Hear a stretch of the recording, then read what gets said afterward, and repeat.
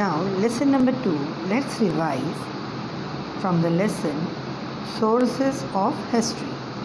So, first part we have revised lesson number 1. Now, in the second part, let's revise with sources of history. What are the sources of? Let's revise the point: material sources, written sources, old sources, sources of ancient Indian history, precaution to be taken while writing history. So, what do you mean by material sources? Material sources, man uses a varieties of things in his day-to-day life. They are known as artifacts. Material sources such as fort, rock-cut caves, stupa are known as material sources of history. We can decide the period of ancient artifacts like earthen pots by studying the shapes, design on the ancient potship.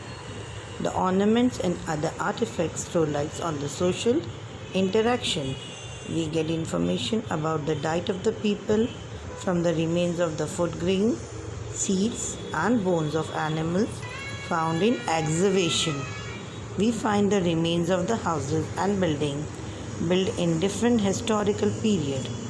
All such articles, monuments or their ruins are called material sources of history. Till here, material source. Have you understand? Okay.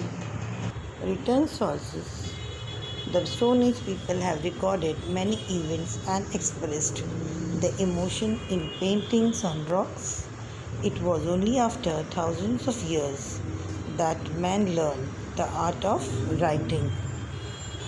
You can see the picture on the textbook page number 7, inscriptions on rock. In the beginning, humans used symbols and signs to record their thoughts and ideas. It took thousands of years for a script to develop from this.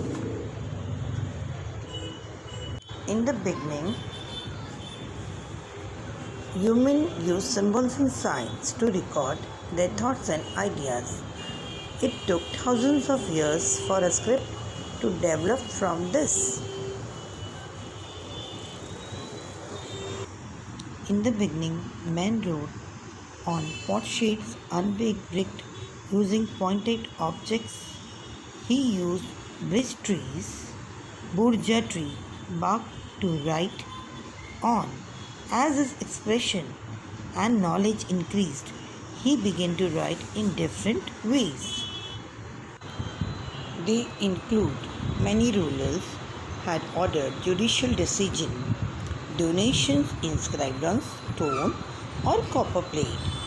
They include books on religious and social subjects, plays, poetry, travelogue and scientific work.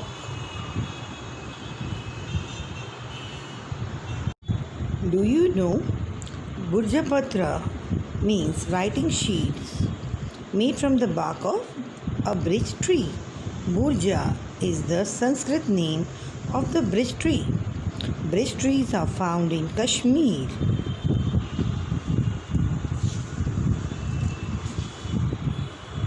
Oral sources. Oral sources such as ovis, folk song, folk tales and similar literature is passed on from generation to generation. Sources of ancient history.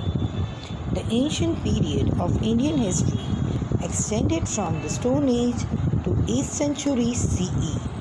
We learn about the Stone Age period of Indian history through archaeological excavation. Since scripts had not developed at that time, no written sources are available. Vedic literature.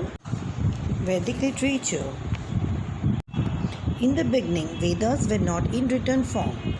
Ancient Indians had developed the technique of memorizing and reciting them. The Vedas were written down later. Vedas and the post-Vedic literature form an important sources of Indian history. The Upanishad, the epic Ramayana and Mahabharata, the Jain and the Buddhists place poem, stone and inscription travelers of foreign traveler. We learn about the ancient Indian history through material sources like archaeological remains, ancient monuments and coins found in excavation. Precaution to be taken while writing history. It is necessary to take precaution while writing and using these sources to write history. A written document cannot be said to be authentic just because it is old. It needs to be examined critically as to who wrote it, why and when it was written. The conclusion drawn on the basis of various genuine documents. Genuine documents have to be cross-checked. Such critical analysis is very important in writing history. Now, hope you understand the revision of both the chapter. Till then, complete the given work. Thank you.